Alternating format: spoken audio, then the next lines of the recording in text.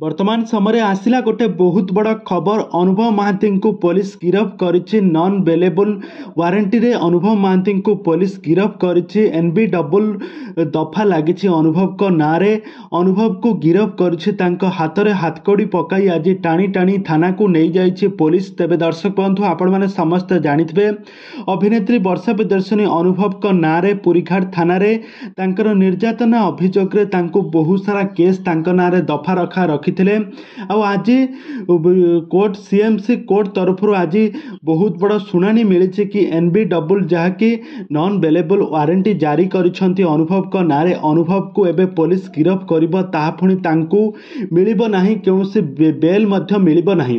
पूर्वरु आपण माने समस्त जानिथिबे अभिनेता अनुभव महांतींकर एक सरकारी वकील कहिसेंती कि आज मान्यवर अदालत एमपी अनुभव महांतींको ना रे बहुत सारा दफा लगाइछंती तांको दुई सहयोगी ना रे मध्य एनबी डबल जारी रखा जाइछि। दर्शक बंधु एबे दीर्घ 4 वर्ष पर घटनार नुआ मोड़ देखा मिली। पूर्वर जितेबाला अनुभव को लेकिन कोर्ट रे हाजर होगा कह जाइथिला हेले अनुभव महांती दुई थर डेट कैंसल करथिले कोर्ट रे हाजर होई नथिले।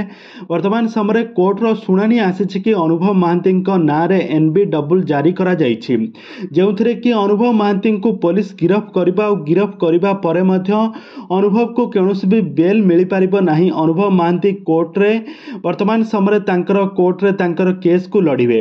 आगामी 23 तारीख मध्य अनुभव महांती को गिरफ्त करिबो पुलिस। तेबे दर्शक बंधु आग को कौन घटिबो अनुभव महांती को पुलिस गिरफ्त कले अनुभव महांती केमिति मुकुलिबे एबे कौन हेबो आग को कौन घटिबो अनुभव एवं वर्षांकर एबे तृतीयता तो पुणी थरे लागिबाकू आरंभ हेलानी।